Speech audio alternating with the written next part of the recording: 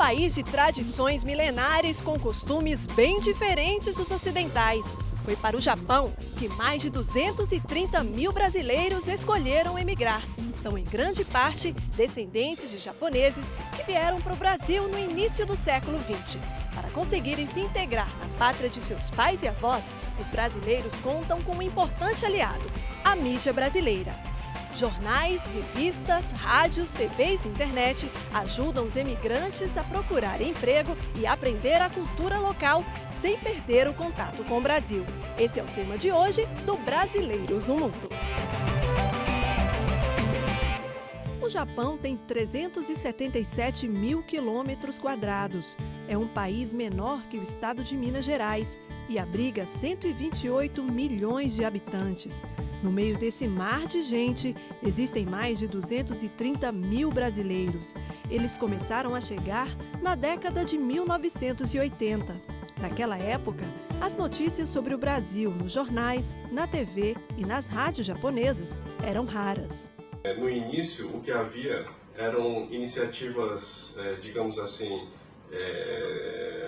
individuais de pessoas que queriam extravasar o que estavam sentindo, o que estavam passando. Então, por exemplo, o Mário Toma, ele foi um pioneiro, na minha opinião, nessa área, porque ele criou mangás, né, os desenhos em que ele retratava a realidade dele, enfim, as experiências dele aqui no Japão, de uma forma bem humorada, por exemplo, com o personagem dele, que era o Hiroshi Caipirinha.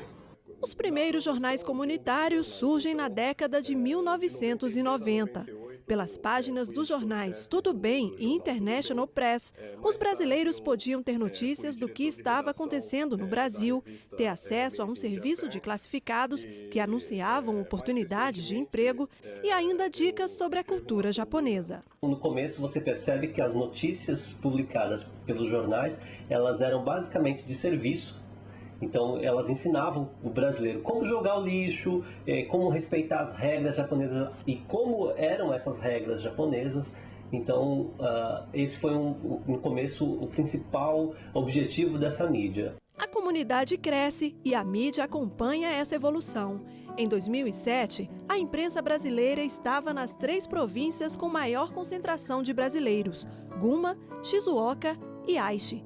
Mais tarde, se expandiram para as cidades de Oizumi, Hamamatsu e Nagoya.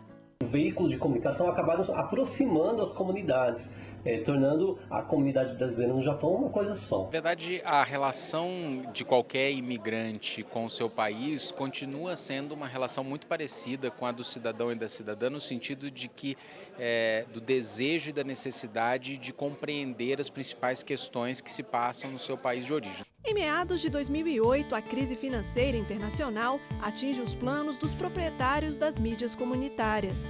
Os jornais impressos são extintos. É nessa época que as revistas gratuitas ganham força. Surgem ainda na internet centenas de publicações e programações direcionadas aos brasileiros. Uma delas, a TV Genérica. A TV Genérica começou como uma brincadeira. Na verdade, minha intenção maior era compartilhar imagens de eventos de brasileiros aqui no Japão. A atuação da mídia comunitária foi fundamental quando o Japão foi atingido pelo terremoto seguido de tsunami em março de 2011. É uma mídia pequena, né? É uma mídia frágil em termos administrativos e termos financeiros, mas é uma mídia que tem que tende a exercer um papel gigantesco nesses momentos cruciais, né?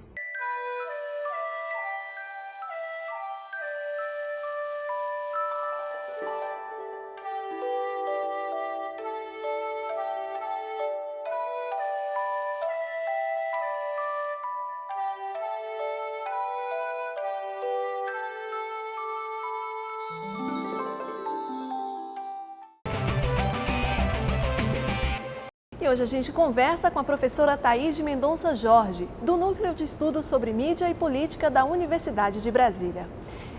Obrigada, Thaís, então, pela sua participação aqui no nosso programa.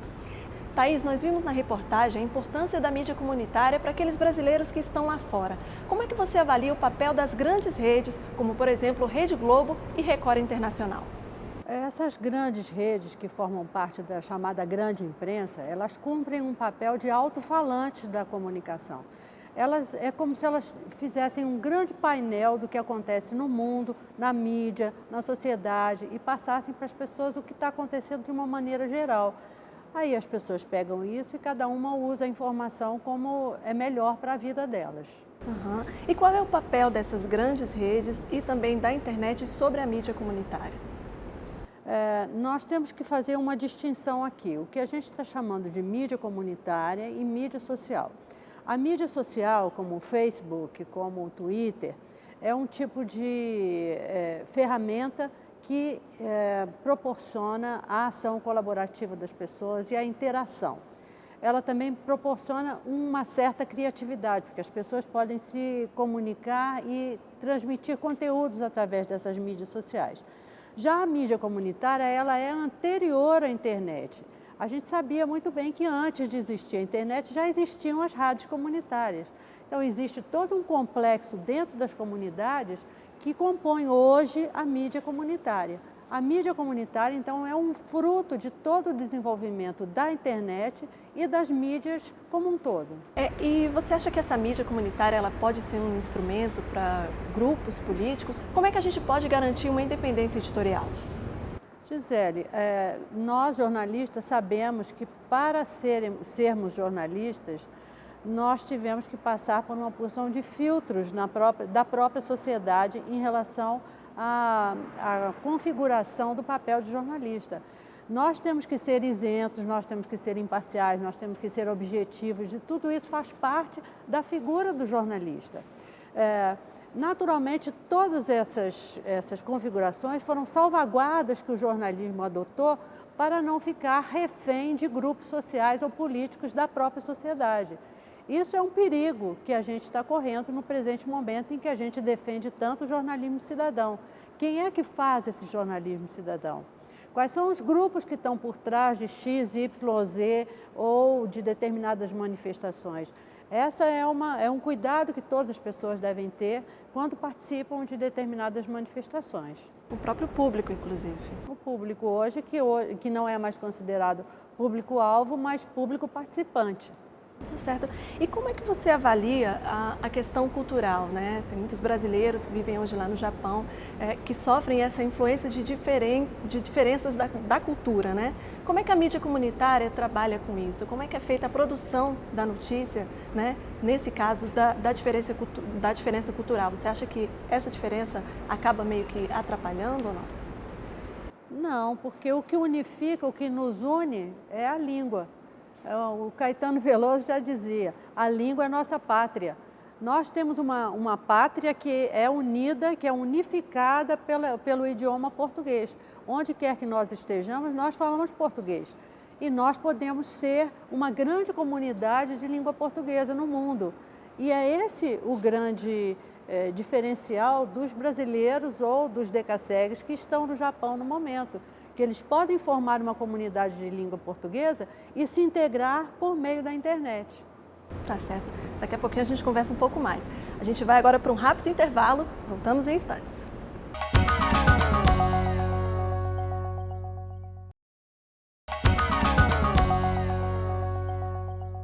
Este é o Brasileiros no Mundo, um programa da TV Brasil Internacional. Com a gente, Thaís de Mendonça Jorge, do Núcleo de Estudos sobre Mídia e Política da Universidade de Brasília. E agora, a participação dos imigrantes brasileiros. Meu nome é Marcelo Sudô, eu tenho 49 anos, nasci no Rio de Janeiro, no bairro de Botafogo, e vivo aqui no Japão desde 1991.